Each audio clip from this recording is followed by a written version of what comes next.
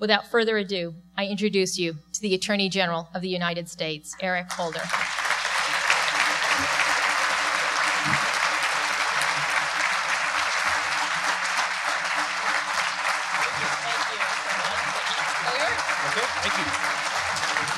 Thank you. Thank you.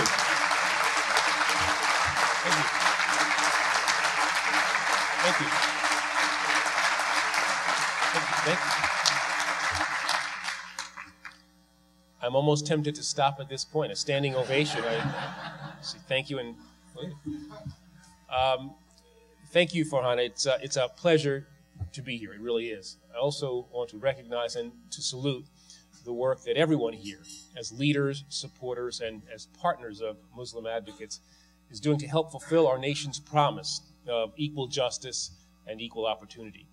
Now, on behalf of our nation's Justice Department, I am grateful to count you as partners in our work to promote tolerance, to ensure public safety, and to protect civil rights.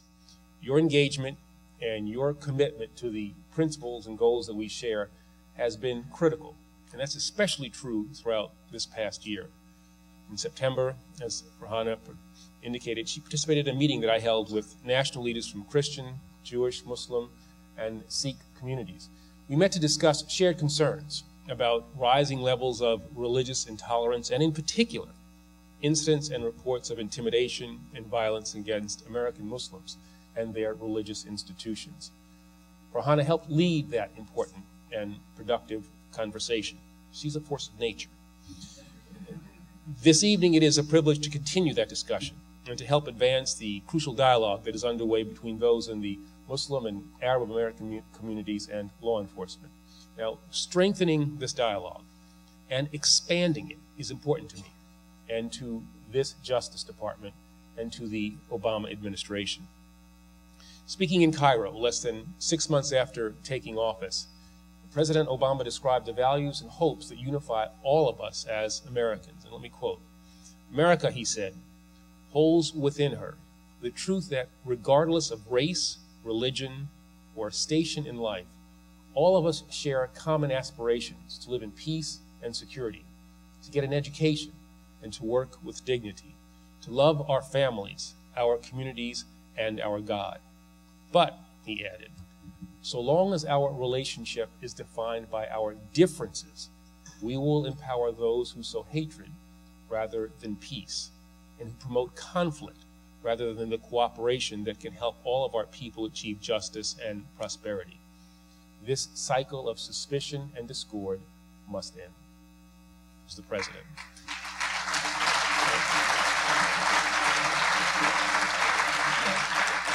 Now, President Obama may have been addressing another region of the world, but his words are as much a guide for America's diverse communities as they are for others around the globe. Since becoming Attorney General last February, I've heard from Arab Americans and Muslims who say they feel uneasy about their relationship with the United States government. Some feel that they have not been afforded the full rights of citizenship. Others are worried about the safety of their families, communities, and places of worship. And too often, Muslims and Arab Americans have told me that they feel as though they are treated by their fellow citizens, by their government, and by those of us, especially in law enforcement, as though they were quite dealing with us versus them. Let me be clear. Let me be very clear. That is unacceptable. And it is inconsistent.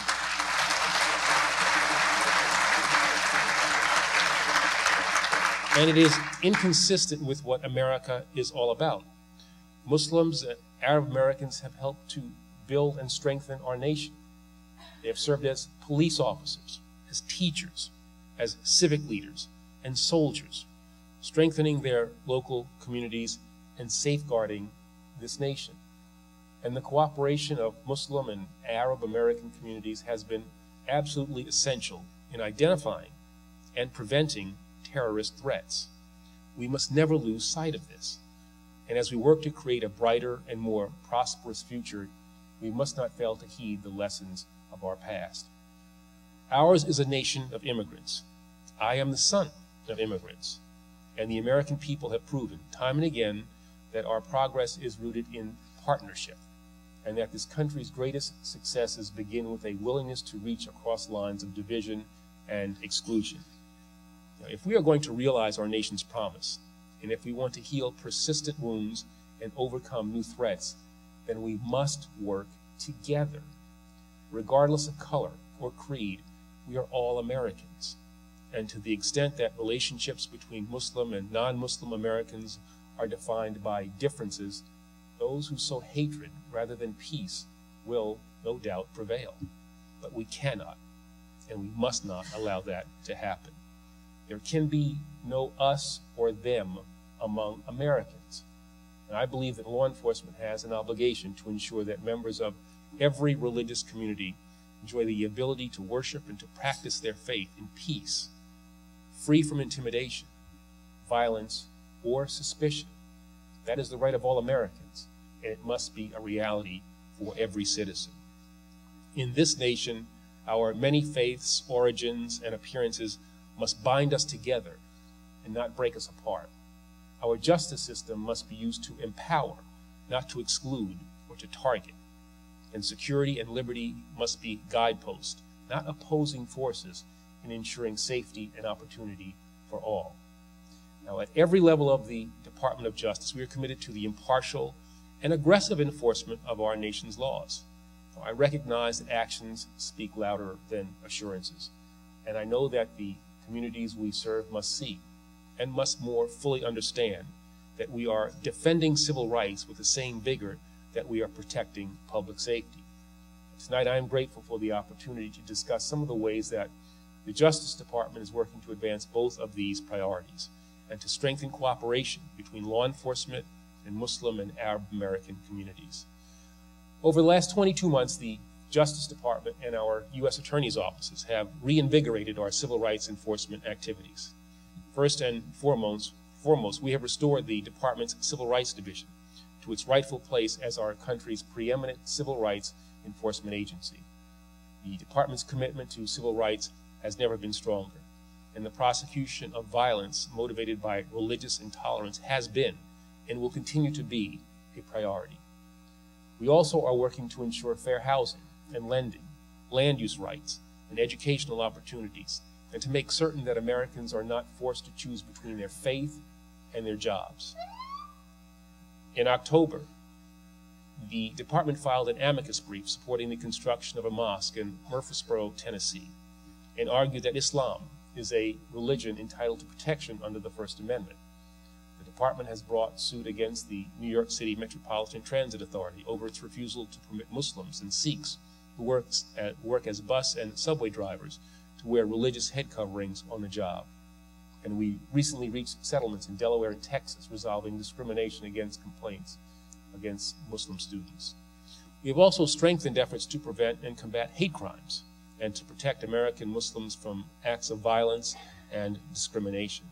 And more than ever before, all 94 U.S. Attorney's offices are partnering with the Department's Civil Rights Division to act as force multipliers in helping to deliver our nation's most vital protections to their communities. Just this past Tuesday, nearly a third of the nation's U.S. attorneys gathered in Washington for an unprecedented meeting to work on this issue and to identify additional ways to strengthen outreach to Muslim and Arab American communities.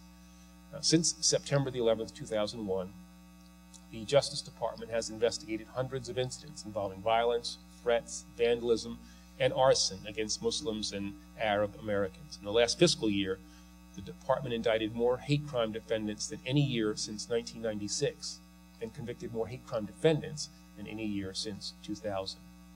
When it comes to combating these heinous crimes, our message is simple.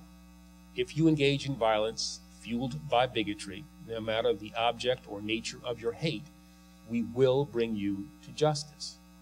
As we continue utilizing the new tools afforded by the Matthew Shepard and James Byrd Jr. Hate Crimes Prevention Act, the work of organizations like Muslim advocates will be critical.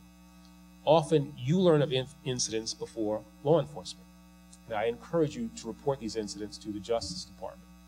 And I assure you, each and every report of a potential hate crime is taken seriously. And as our record of recent activity makes clear, we will investigate and we will prosecute violations of federal law whenever we can. Last year, 2 Tennessee men were sentenced to more than 14 years in prison after pleading guilty to spray painting swastikas in the words "white power" on a mosque, and then starting a fire that destroyed that mosque. And last month, an Illinois man was sentenced to 1 year in prison after he pleaded guilty to sending a threatening email to a mosque. But our work